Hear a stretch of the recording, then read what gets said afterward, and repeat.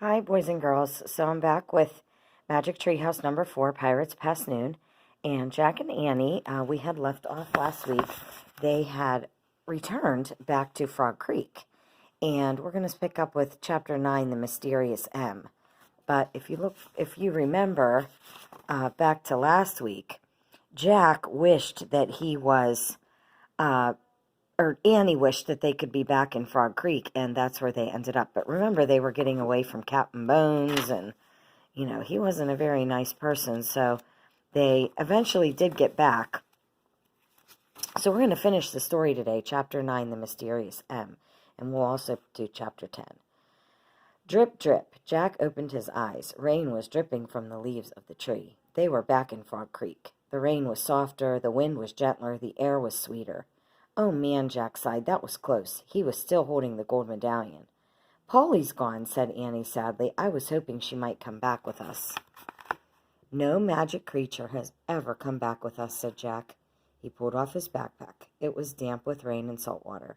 Jack took out the pirate book. He put it on the stack of books, on top of the dinosaur book and the night book and the mummy book. Then Jack put the gold medallion beside the bookmark with the letter M. Next, he went down onto his knees and ran his finger over the shimmering M on the floor. We didn't find any M's on this trip, he said. Or the M person, said Annie. Squawk! Polly, Annie cried.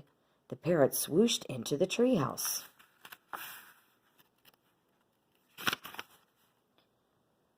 She perched on a stack of books. Polly looked straight at Jack.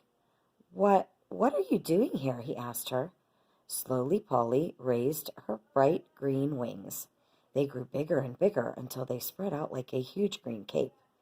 Then, in a great swirl of colors, in a blur of feathers and light, in a flapping and stretching and squeaking, a new being took shape. Polly was not a parrot any longer. In her place was an old woman, a beautiful old woman with long white hair and piercing eyes.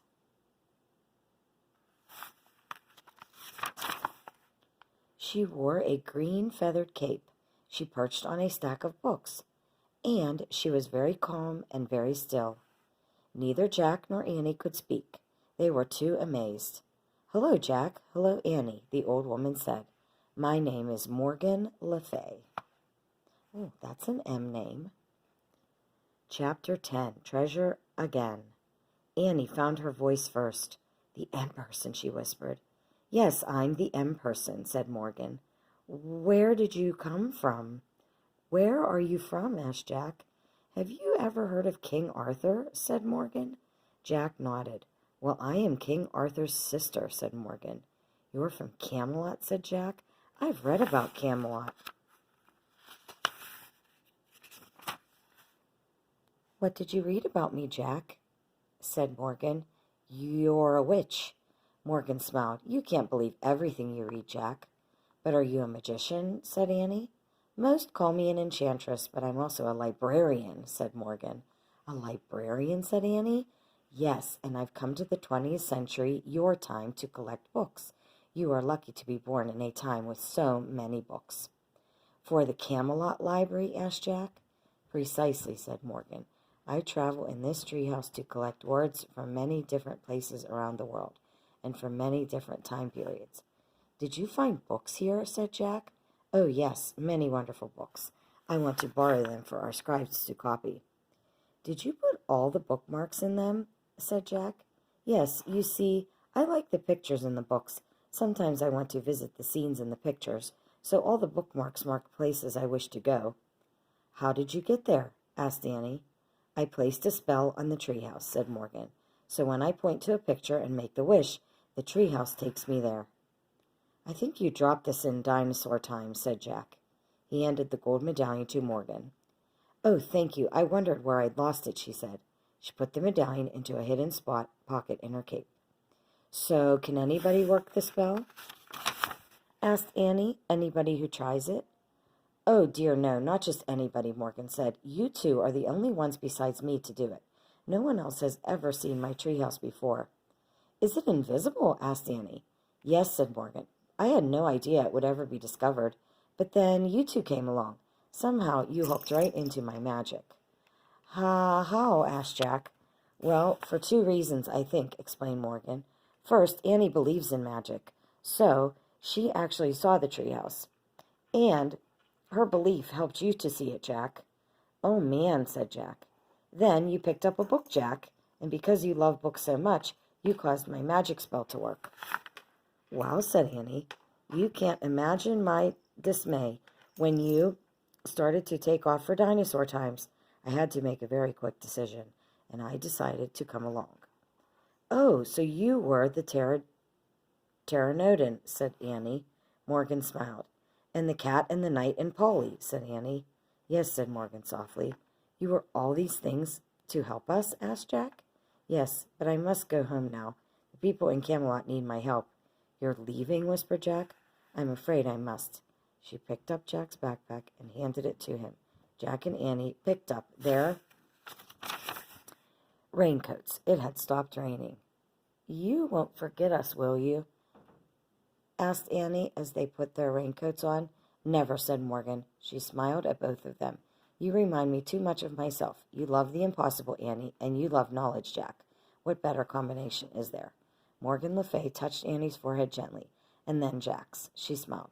Goodbye, she said. Goodbye, said Annie and Jack. Annie left the treehouse first. Jack followed. They climbed down the rope ladder for the last time. They stood below the oak tree and looked up. Morgan was looking out the window. Her long white hair blew in the breeze. Suddenly, the wind began to blow.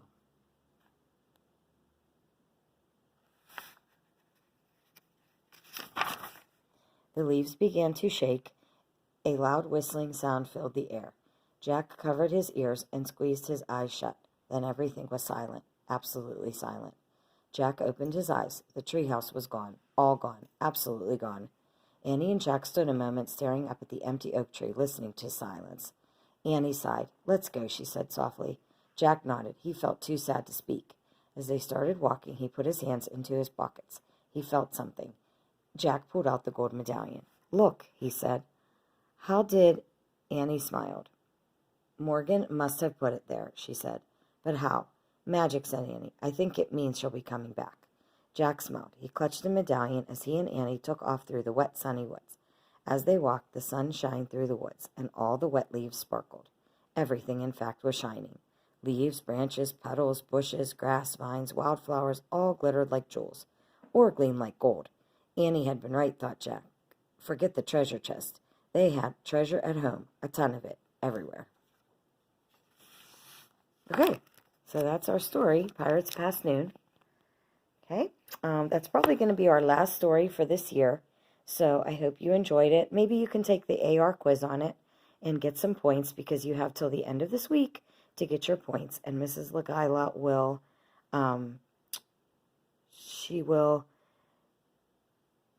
count out all the points to see who the point leaders are. So make sure you take all your points. And hopefully I'll see you next week when at book drop-off, when your parents are dropping off all of your things. If you have a library book, look for that and you can drop it off. And I'll be there at the school to gather them from you. Okay, bye, boys and girls.